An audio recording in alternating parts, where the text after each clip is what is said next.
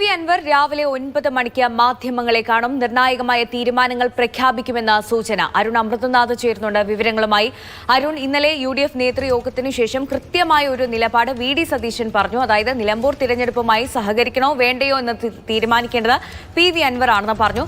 ഒരു വശത്ത് league PV അൻവറിനെ അനുനയിപ്പിക്കാനുള്ള ശ്രമങ്ങൾ നടത്തുന്നു.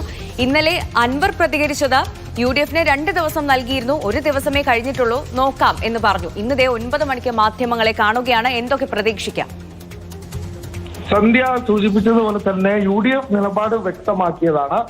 ഞങ്ങളുടെ സ്ഥാനാർത്ഥിയെ പ്രഖ്യാപിക്കുന്നു, അൻവറിനെ തീരുമാനിക്കാമെന്നുള്ളതാണ് UDFന്റെ നിലപാട്. പിന്നാലെ തന്നെ അൻവർ ഇടഞ്ഞുകൊണ്ട് തന്നെ ഉള്ള അൻവറിന്റെ നീക്കങ്ങൾ കണ്ടതാണ്. അപ്പോൾ അൻവർ എന്തായിരിക്കും അൻവറിന്റെ ഇനിയുള്ള നീക്കം എന്നുള്ളതായിരുന്നു രാഷ്ട്രീയ കേരളത്തിന്റെ ആകാംക്ഷ. ആ ആകാംക്ഷയിൽ നിൽക്കുമ്പോൾ തന്നെയാണ് ഇന്ന് 9 മണിക്ക് അൻവർ വാർത്താ സമ്മേളനം വിളിച്ചിരിക്കുന്നത്. ഒരുപക്ഷെ അൻവറിന്റെ ഭാഗത്തുനിന്ന് ഒരു സ്ഥാനാർത്ഥിയെ പ്രഖ്യാപിക്കുക, അല്ലെങ്കിൽ TMC തൃണമൂൽ കോൺഗ്രസ് നിലമ്പൂരിൽ മത്സരിക്കുമോ എന്നുള്ള കാര്യമാണ് ഉറ്റുനോക്കുന്നത്. അത് UDF നേരത്തെ തന്നെ പറഞ്ഞു, അൻവറിന് സഹകരിക്കാം, അൻവറിന് ഞങ്ങളുമായി സഹകരിച്ച് മുന്നോട്ട് പോകാം എന്നുള്ളതാണ്. പക്ഷേ അൻവർ യാതൊരു തരത്തിലും വഴങ്ങിയില്ല. ഇന്നലെ രാത്രി വൈകിയും നീളുന്ന ചർച്ചകൾ കണ്ടതാണ്.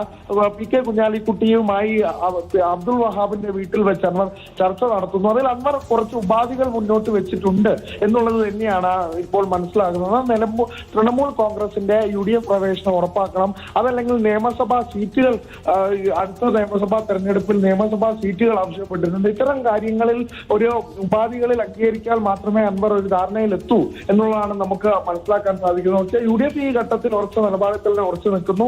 അൻവർ ഇല്ലെങ്കിലും മുന്നോട്ട് പോകാം എന്നുള്ള ഒരു ധൈര്യം, ആത്മവിശ്വാസം ഇപ്പോൾ UDF പ്രകടമാക്കുന്നുണ്ട് എന്നുള്ളത് തന്നെയാണ്. ആ ഘട്ടത്തിൽ തന്നെയാണ് അൻവറിന്റെ നിലപാടിന്റെ പ്രസക്തി. ഒരുപക്ഷെ തൃണമൂൽ കോൺഗ്രസ് അല്ലെങ്കിൽ PV അൻവർ ഒറ്റയ്ക്ക് മത്സരിക്കുകയാണെങ്കിൽ അതൊരു രാഷ്ട്രീയ പ്രത്യാഘാതം ഉണ്ടാക്കും എന്നുള്ളത് ഉറപ്പ് തന്നെയാണ്. അതെങ്ങനെ ബാധിക്കും എന്നുള്ളതൊക്കെ എന്തായാലും കണ്ടറിയേണ്ട കാര്യം തന്നെയാണ്. UDF ഇങ്ങനെ ഒരു കടുത്ത നിലപാടെടുക്കുമ്പോൾ ഒരു അൻവർ ഒരു തുറന്ന പോരിനിറങ്ങാൻ, അൻവർ മത്സരിക്കാനോ അല്ലെങ്കിൽ TMCയുടെ ഒരു സ്ഥാനാർത്ഥി നീക്കാനോ ഉള്ള ഒരു സാധ്യതയൊക്കെ കാണുന്നുണ്ടോ?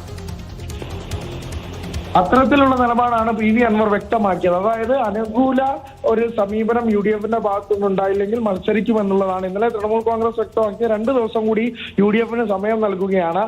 ഈ പറഞ്ഞ കാര്യങ്ങളിൽ ഒരു വിട്ടുവീഴ്ച ഉണ്ടായില്ലെങ്കിൽ മത്സരിക്കും എന്നുള്ള കാര്യം തന്നെയാണ് തൃണമൂൽ കോൺഗ്രസ് വ്യക്തമാക്കിയത്. ആ നിലപാട് തന്നെയാണ് PV അൻവർ ആദ്യമായി പറഞ്ഞു വെച്ചത്. അപ്പോൾ അതിനുള്ള സാധ്യത ഏറെയാണ്. അത് കൂടി ഇന്നത്തെ വാർത്താ സമ്മേളനത്തിൽ വ്യക്തമാവുമോ എന്നാണ് കണ്ടറിയേണ്ടത്. സന്ധ്യ.